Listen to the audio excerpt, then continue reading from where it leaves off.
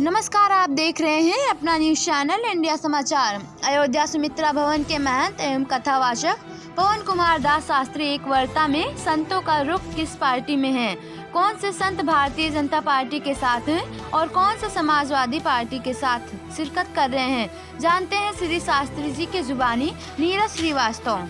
ये जनता को रुचि है, वो जो वास्तव में श्री राम जी के समर्थक हैं, भक्त हैं, आत्मा में जिनके राम जी बसे हुए हैं, ऐसे लोग बहुत कम उसमें उपलब्ध थे। वो कण के बराबर था, तब भी इतनी भीड़ दिखी कि सबको घबराहट हो रही है। तो 2 से 2.5 लाख लोग अगर दर्शनार्थी जो अयोध्या आते हैं वो केवल आस्था के नाते आते तो हैं, केवल राम जी के नाते तो आते हैं। वो 2 से 2.5 लाख लोग खड़े हो गए होते तब इन लोगों को पता नहीं क्या दिखाई पड़ता, जबकि कुछ हजार की संख्या में लोग थे, तब इनको इतनी घबराहट हो रही। मुझे लगता है कि क्या इस चुनाव से, इस इनके दौरे से 5 विधानसभा में भी उसका प्रभाव जाएगा? इनके दौरे से मैं कहता हूं कि आज एक व्यापक दृष्टिकोण से देखना चाहिए, बहुत छोटे नजरिए से नहीं देखना चाहिए। आज आप धरती के किसी कोने पर चले जाइए, अगर आपसे पूछा जाएगा आप कहाँ के रहने वाले, अगर भारत देश कहेंगे तो एक बार उनको दिमाग लगाना पड़ेगा, एक बार वो मैप देखेंगे कि धरती के किस कोने पर भारत देश है। लेकिन अयोध्या का नाम अगर आप ले लेते हैं तो आदमी क्लियर हो जाता है कि हाँ अयोध्या कहाँ है। तो अयोध्या आज भारतवर्ष की सीमा से भी बाहर जाकर के, और यही अयोध्या का शाश्वत अनादिकाल का स्वरूप रहा है कि अयोध्या में चक्रवर्ती नरेश बैठा करते थे। और चक्रवर्ती नरेश का अर्थ यही होता है कि ये चक्राकार जो पृथ्वी है ना, उसके एकमात्र शासक और उनके अधीनता में रह करके उनके सिद्धांत नियम। अयोध्या की एक और विशेषता रही है, शासन सारी पृथ्वी पर किया लेकिन उसके लिए बल प्रयोग कभी नहीं किया।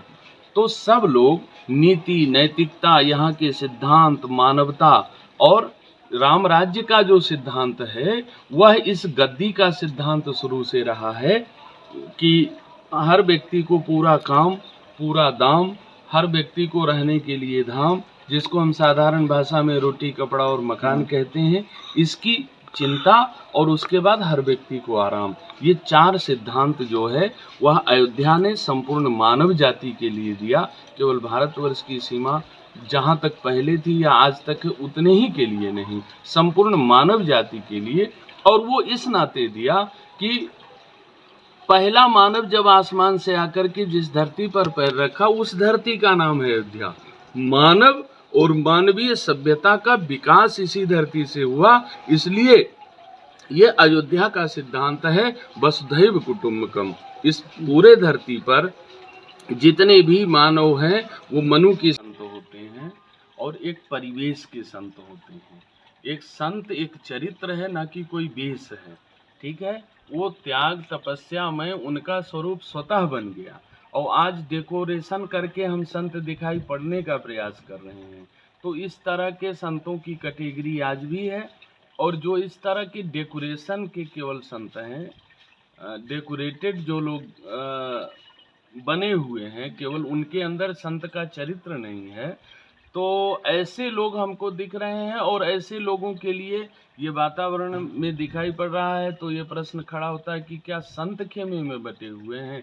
संत का एक स्वरूप निर्धारित है, वह कॉन्सेप्ट है मनस्येकम वचस्येकम कर्मस्येकम महात्मना। महात्मा वही है जिसका मन, वचन और कर्म तीनों एक है। और यहाँ जो इस तरह के डगरा के बैगन कुछ संत लोग दिखाई पड़ रहे हैं, ठीक है ना, वो उसी तरह से हैं, उनका चरित्र है। एक और भी हादसा हुआ है मेरे जिंदगी के साथ, और मैं हूँ किसी के साथ, मेरा दिल किसी के साथ, ठीक ना। तो इनकी आत्मा तो कहीं ना कहीं उस परमात्मा में, वो संत कैसा जिनकी राम से निष्ठा नहीं, और अगर वो किसी दूसरे खेमे में दिखाई पड़ रहे हैं तो केवल वेश के संत हैं। और ऐसा वेश कालनेमी ने भी बना करके महात्मा बनने का एक ढोंग किया था, एक दिखावा किया था, पर उनके आत्मा में कहीं न कहीं छलावा था।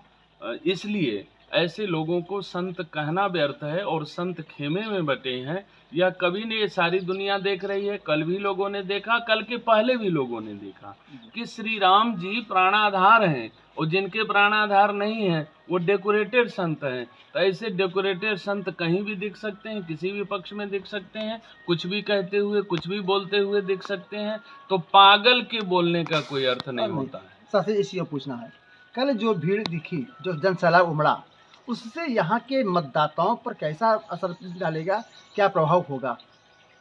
नहीं, चूंकि हम लोग केवल अयोध्या जी में हैं, तो केवल अयोध्या जी की या अयोध्या विधानसभा की दृष्टि से किसी भी बात को देखते हैं, अयोध्या जी के प्रति और श्री राम जी के प्रति जो संपूर्ण भारत नहीं विश्व में आस्था है, यहाँ 2 से 2.5 लाख लोग तो प्रतिदिन अयोध्या आते हैं। विभिन्न प्रांतों के लोग आते हैं, विभिन्न देशों के लोग आते हैं।